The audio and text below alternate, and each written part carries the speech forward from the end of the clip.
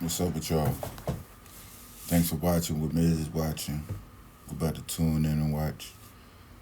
Like, a lot of people don't really respect America.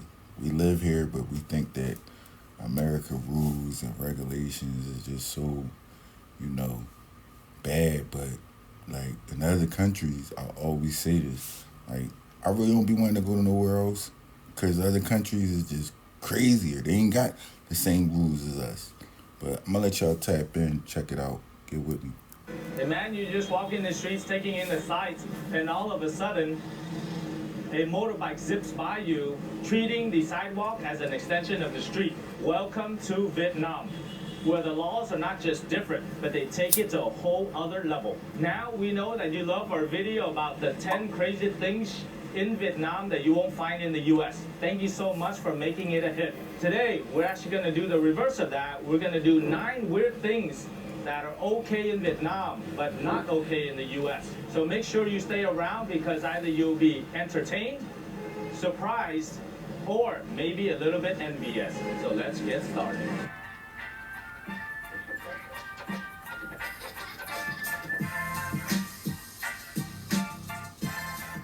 Hello, in case you don't know me, my name is Ken Young, international and business immigration attorney, living in the United States for 30 years and living here in Vietnam for over 10 years now. Being a US attorney and having attorneys here in Vietnam, I've seen a lot of weird laws and seen a lot of weird stuff. So today, we're actually going to talk to you about 9 of the weird laws that are okay in Vietnam, but not in the United States. Let's kick it off with something you've never seen in the United States. Barbers cutting hair right on the sidewalk. In Vietnam, you don't need a fancy salon or a business license to start snipping. All you need is a chair, clippers, a mirror, and boom, you've got Get that cake. barbershop. Get that These chicken. barbers are an institution, offering quick, affordable haircuts that cost less than a Starbucks latte. Honestly, it's quite genius. In the US though, this would put health inspectors in a frenzy. Right. You would need permits, sanitation standards, and it'll probably take 4 weeks before you can open up your barbershop. But in Vietnam, it's all about efficiency. Sure, it's not spa level hygiene, but you can have a great story and a decent haircut for just $2. So totally worth it. So imagine just sitting in the park, taking in the scenery, and just popping up a cold beer for a drink. That is a perfectly normal afternoon in Vietnam. In the US, due to open container laws, you can't drink in public. Thus, most people put their beers inside a brown paper bag, like an 80s sitcom. In Vietnam, drink responsibly, but enjoy your life. Honestly, it's quite refreshing.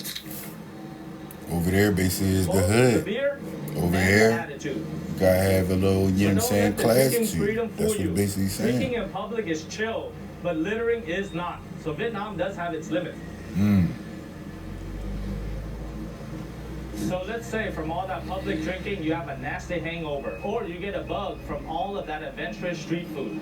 In Vietnam, you do not have to suffer in silence. Just head over to your local pharmacy where all the magic happens.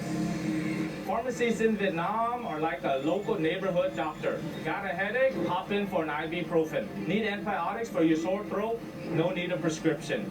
You can also get anti-anxiety meds, sleeping pills, and you guessed it, Viagra without a prescription. Yes, Viagra. In Vietnam, it's as easy to get as a pack of gum. No awkward conversations, no paperwork. You just have to walk in and ask. So why is this? It boils down to accessibility.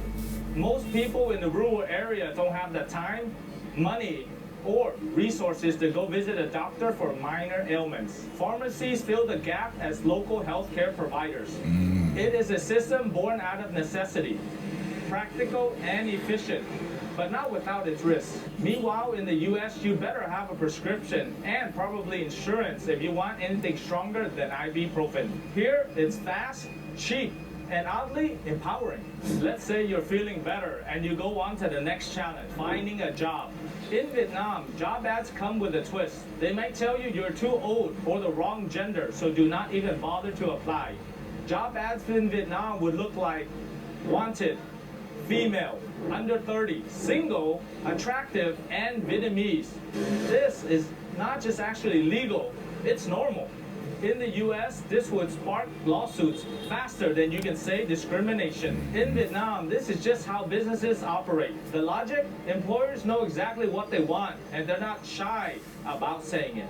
So why is this happening? For one, Vietnam is a rapidly developing country of many small and family-owned businesses. Employers prioritize cultural fit and efficiency over formalities.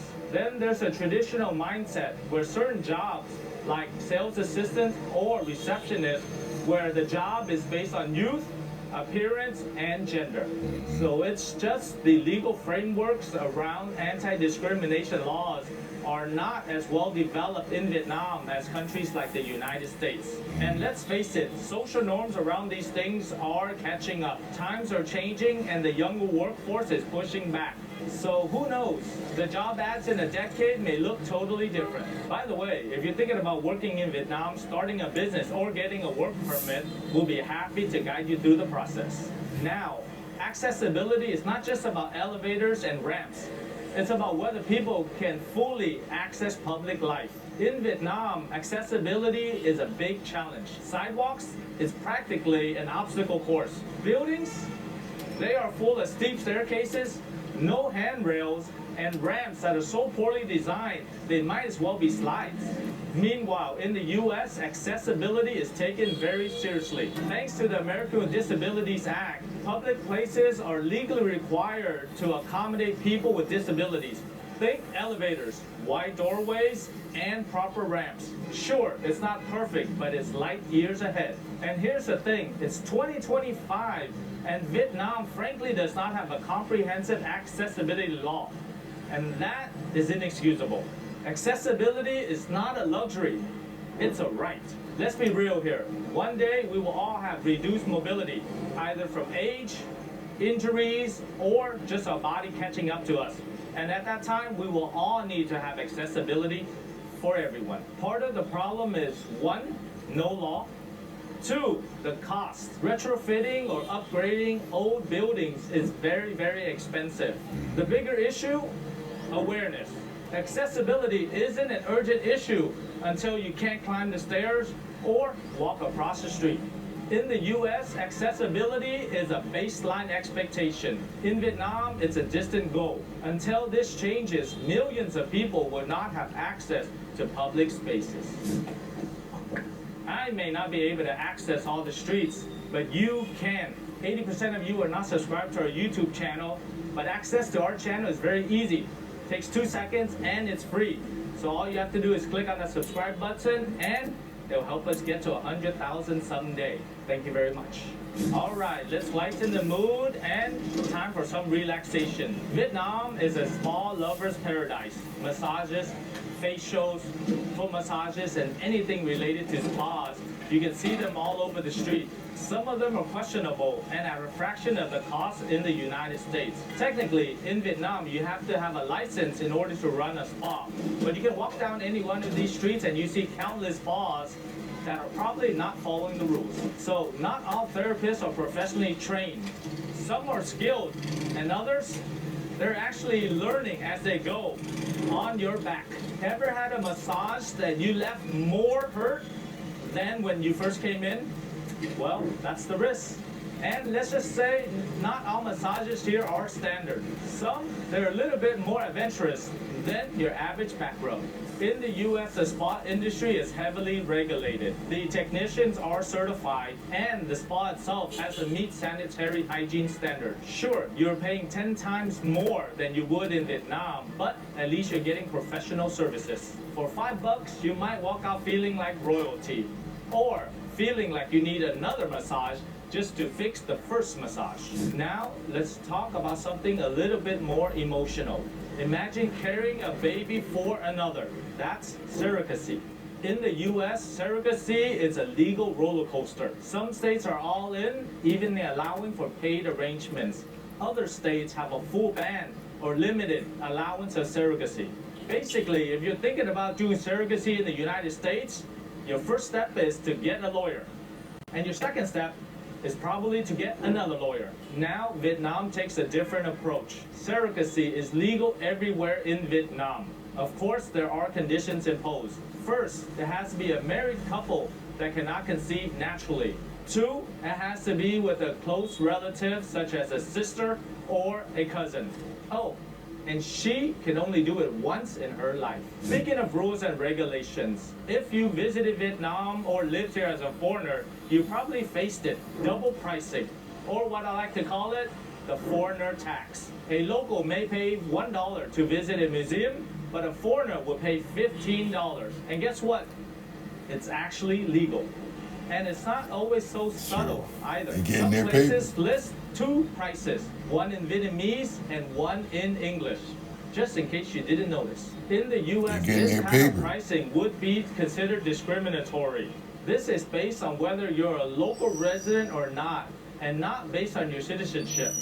It's illegal, at least in most cases. Now, before you bring out your pitchforks, remember, other countries also have tourist prices. Also, in the US, out-of-state tuition is almost double in-state tuition, and that is considered double pricing. If you are looking to stay long-term in Vietnam, and you are of Vietnamese descent so that you can enjoy all the local benefits, our team of legal experts will be happy to assess whether you can get the Vietnamese citizenship.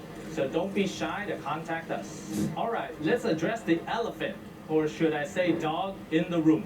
This next point is not for the faint of heart, but it's part of the cultural understanding and the evolution of Vietnam. Dog meat.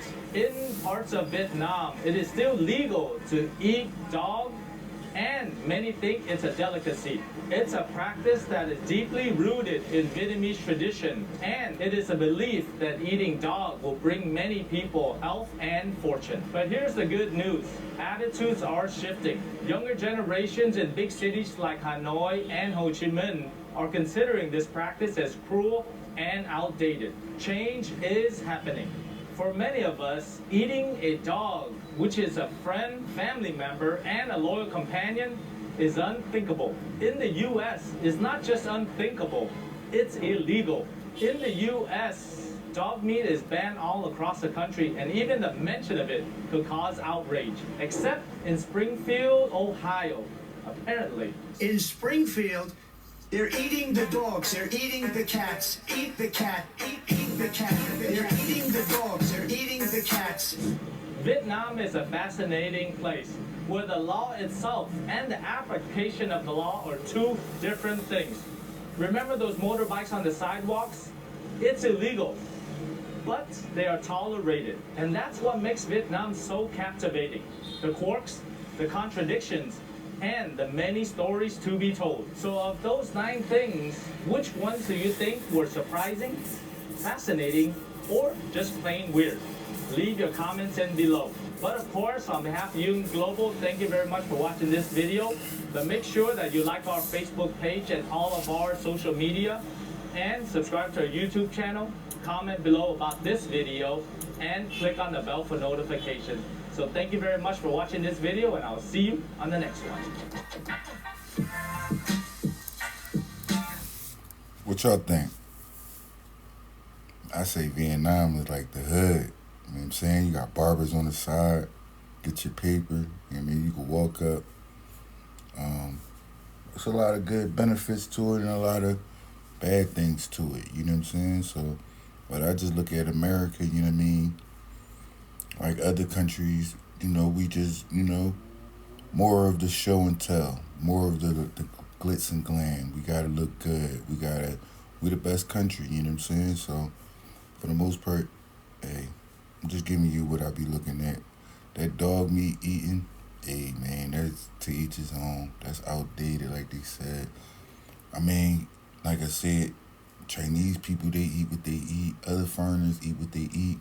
We eat what we eat on American soil. So, at the end of the day, to each his own. You know what I'm saying? Your land is your land. But I don't know. I don't know if I would want to visit Vietnam. You know what I'm saying? So at the end of the day, do what it do. Get with me. Thanks for watching. What Miz is watching.